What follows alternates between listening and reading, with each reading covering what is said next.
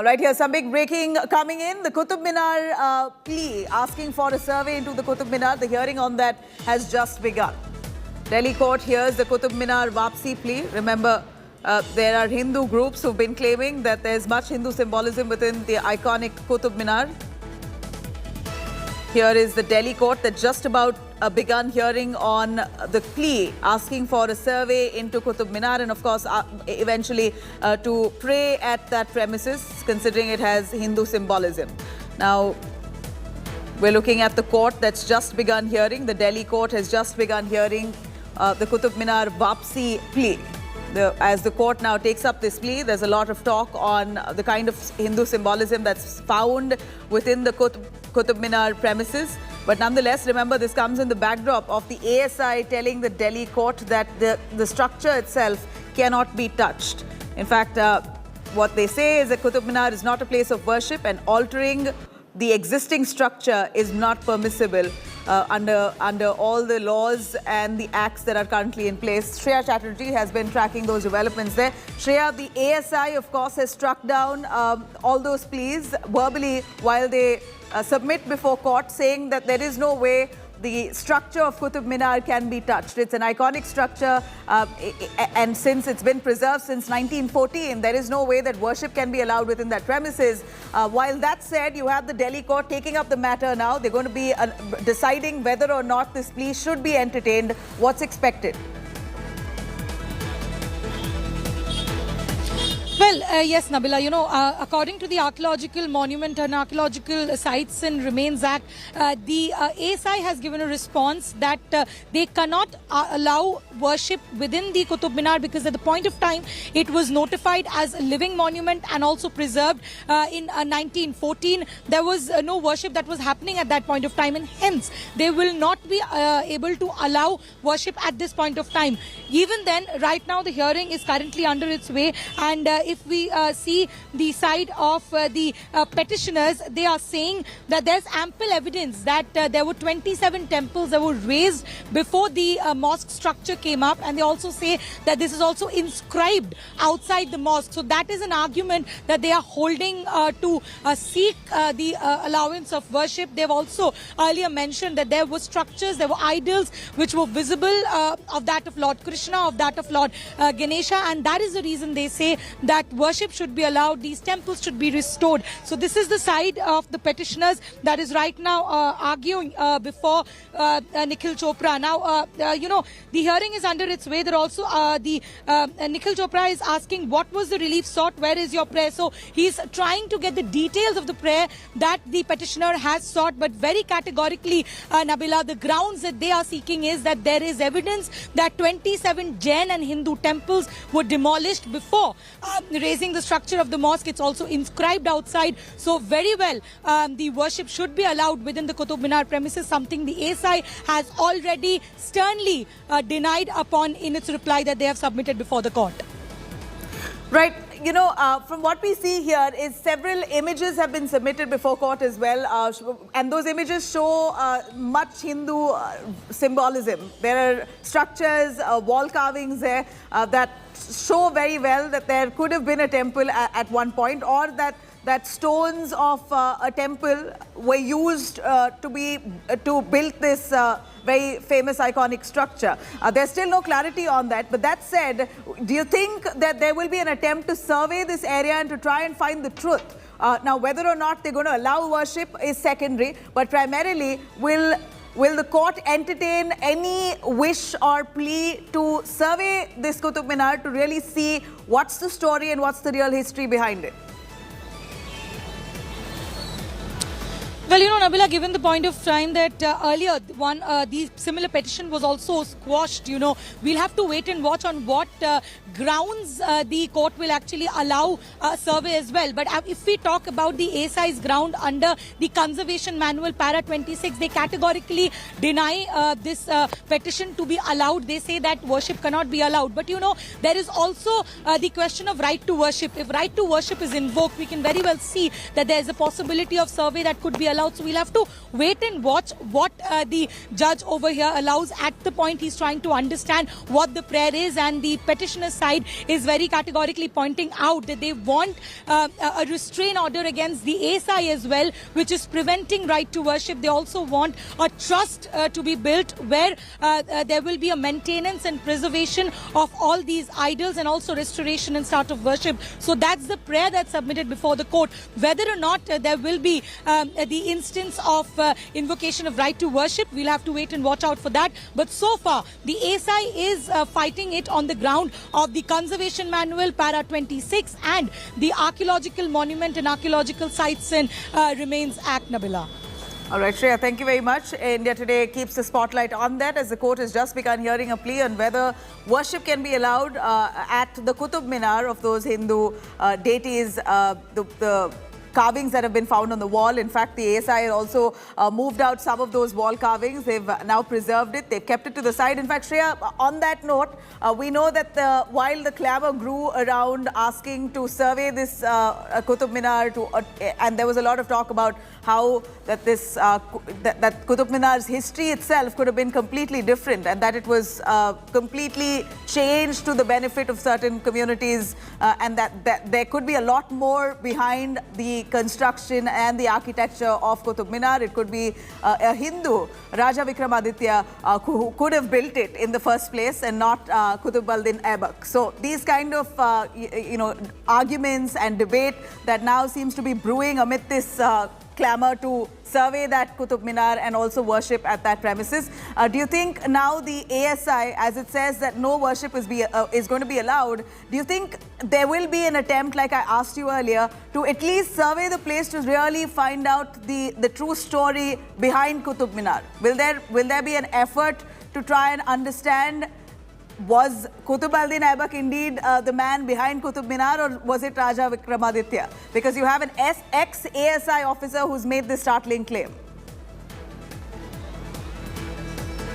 Well, yes, Nabila, there could be a direction that the court might give to the ASI seeking for a survey and a more clearer picture on what exactly is the story behind the Qutub Minar. But right now, the court also want to see that on what basis the worship should be allowed. Yes, there is a claim that temples were destructed, and that's also inscribed outside the mosque. So assuming the fact that there is an agreeing upon the point that the mosque did come up after the demolitions of, say, 27 Jain and Hindu temples, what are the basis that the petitioners seek on which there should be restoration of worship? So that's something that the court would also want to understand right now. But as you asked that whether there could be a survey, very well, the court could direct the ASI seeking for a survey and a better picture or a better answer on what is the real story behind the Qutub Minar. All right. So that said, the ASI, we believe, have also kept aside some of those wall carvings, the stones that have carvings of several gods, goddesses, deities. That's significant to the Hindu culture and religion. They've kept them aside to try and preserve it. Give us an understanding on why that was done. Was it done recently because of that kind of protest that took place by Hindu groups outside? Why was it not done earlier? Because we know that this debate has been going on for at least 20 odd years, but wasn't entertained to this point. Now we're seeing a lot more of this surfacing, but this demand earlier was never encouraged.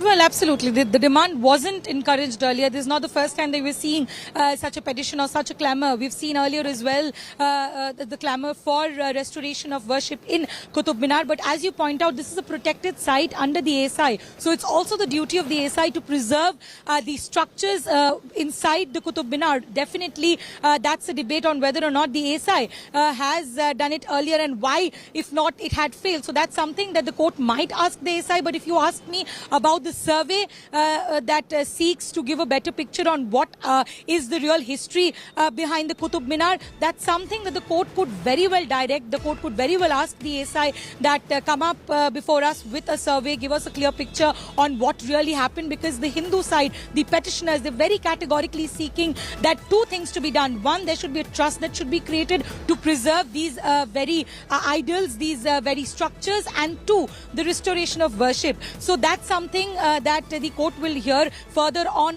what is that legal right, on which basis could restoration being done. Because if you turn to the Conservation Manual, para 26, if you turn to the Archaeological Monument and Archaeological Sites and Remains Act, that is very clear that at the point of time a monument is noted as a living monument. If worship was not done at that point of time, there's no provision to restart it. So on what grounds, on what legal terms that could happen, we'll have to wait and watch, because there are possibilities. There is right to worship that could be invoked. So we'll have to see a better picture what the court has to say. But so far the ASI's turn that their conservation manual gives them no such provision. Yeah.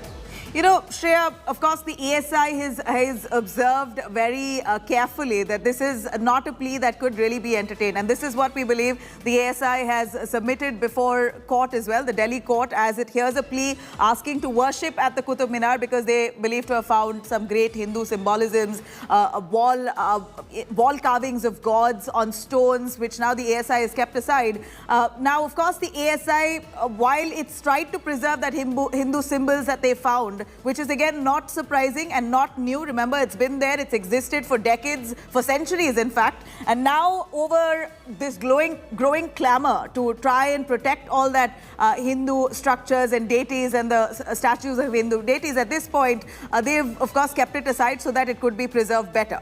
Now, well, that said, the ASI is very clearly submitted in court that allowing worship inside the Qutub Minar or any other archaeological structure or a protected monument will be against the Act, which is the AMASR Act of 1958.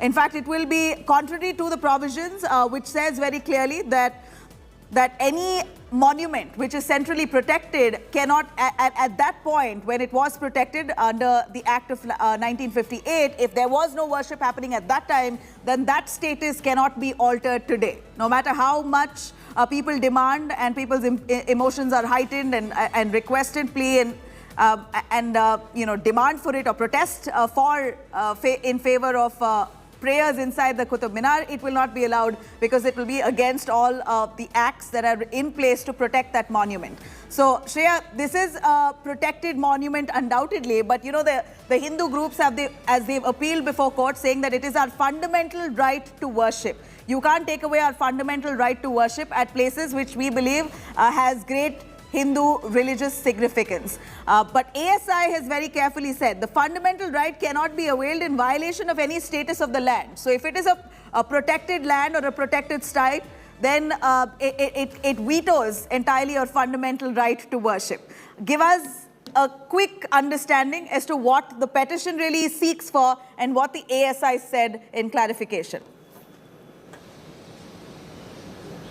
Well, first and foremost, the petitioners before the court is arguing that they want permission for puja under the Monuments Act. Now, in many places in India, you know, I mean, this is allowed under the ASI is what the petitioners are saying. Now, the judge is saying that even if they are correct, they're actually asking for a legal right of restoration, assuming that this existed 800 years back. So that's what the judge is right now asking the petitioners, on what ground do they seek restoration, because they're simply assuming that worship happened 800 years back. Now, the petitioners are right now pointing out to the Ayodhya case. They say that in the Ayodhya case, the Supreme Court has said deity remains in existence forever. The first issue is whether puja can be done or not.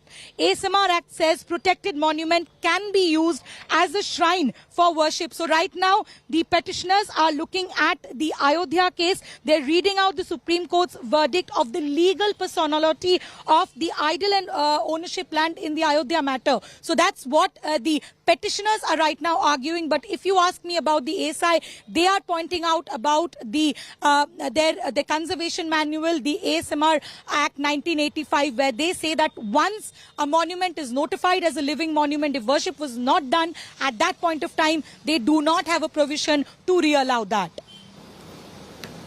You know, while we see that the court has taken up this matter, Shreya, have you heard from the Hindu groups? Because they came out camping at the Qutub Minar. They sat in dharna in protest, demanding that they be allowed inside. And then there was a lot of talk about how this is Vishnu's Stambh. You got to rename the Qutub Minar to Vishnu's Stambh.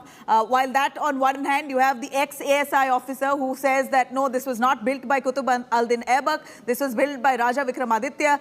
So this entire narrative that's being built built around Qutub Minar, one of the most iconic monumental structures India boasts of, leaves us worried as to what could be or where could be an end to this. Where will this debate really come to an end? Is there an end at all in sight? Could the court really put a stop to this kind of discussion that's growing and will continue, because this will have a ripple effect across the country? You have several monumental sites that was built during the Mughal and the Sultanate era, which Hindu groups say that it was built over Hindu religious structures, and now it's time to regain all that lost heritage. Well, Nabila, when it comes to the matter of faith, this is indeed a Pandora's box, and we don't see an end to it, because there are claims and counterclaims and a lot of theories that come forward. But if we talk about the Qutub Minar case in particular, the judge who's right now hearing the case also said that there is an admission of the fact that outside the mosque, there's an inscription that categorically mentions that Hindu temples and Jain temples were destroyed before that mosque actually came into place. So that's an admission. But when it comes to the matter of right to pray, the judge says that it is the assumption of the petitioners that 800 years back there was worship happening at the place. So how do you corroborate the fact? To counter that, the petitioners are right now speaking about the Ayodhya case, the existence of the deity, and they say that once the deity exists, it exists forever. So that is the claim that right now, or the legal tenability that the petitioner side is right now looking forward as the hearing continues inside the Saket court. All right, so while the hearing continues, who are the petitioners here? Who's exactly appealed before court? Give us a sense of what the court is looking at this point while it takes up the hearing. Who are those petitioners seeking for prayers to be allowed within the Qutub Minar? And Qutub Minar is a huge complex. It's not like one structure alone. It's a massive property which is all completely barricaded and protected. So, in fact, they don't even allow you to touch the monument while you're going to visit that place. It's very precious and very fragile. Well, Nabila, you know, if you talk about the petitioners, the petitioner is Lord Tirthankar. That's the petitioner, but the advocate is Shashank Jain. He's fighting the matter. Now, a very pertinent point that's now been made by the judge, that if the deity has survived for 800 years without any worship, let them survive like that. Your case is that you have a right to worship. The existence of idol is not in dispute. The issue is whether the remedy is available to you, whether the right of worship has been recognized at all, what kind of remedies are available as per this right. So that's a very strong point that's been made by the judge. He's saying that the deity survived for 800 years without... If you can